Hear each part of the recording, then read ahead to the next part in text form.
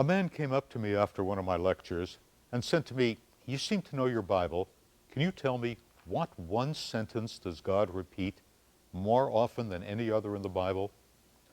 I thought for a moment and I said, "I believe it's the one about being kind to the widow, the orphan, and the stranger." He shook his head, not even close. The answer is, "Don't be afraid." I went home and looked it up. It turned out he was right. More than 80 times, God tells someone, "Don't be afraid," usually translated as "fear not." He says it to Abraham, to Isaac, to Jacob. He says it 4 times to Joshua in his first speech to him after the death of Moses. He says it to each of the prophets and tells them to say it to the people in his name. In the New Testament, Jesus repeatedly admonishes his disciples not to be afraid, and you may remember those are the angel's first words to Mary. Why all this emphasis on not being afraid? Because there are a lot of things out there to frighten us, and the more frightened we are, the worse job we will do to cope with our fears. Fear distorts our ability to think clearly, to evaluate risks. How often do election campaigns try not so much to persuade us of the advantages of one candidate, but to frighten us of the consequences of electing his opponent? That fear keeps us from analyzing the election rationally.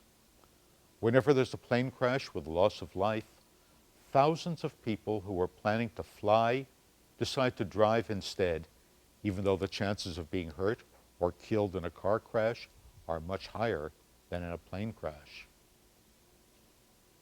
Fear shrinks our souls, making us more selfish, less charitable, less idealistic. Being afraid diminishes our humanity.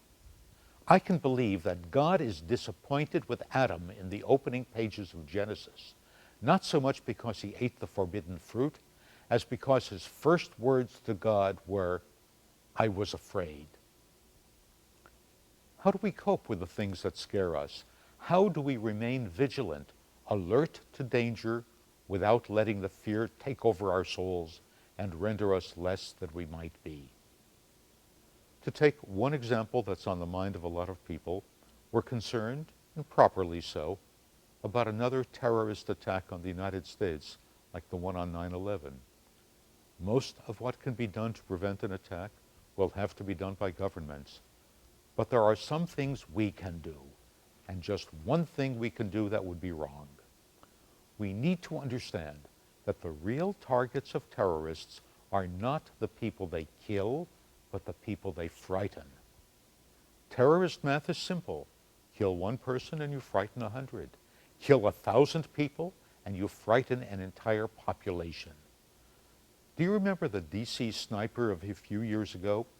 One man with a rifle and a teenage accomplice was able to shut down virtually the entire Washington, Maryland area because of the random nature of his killings.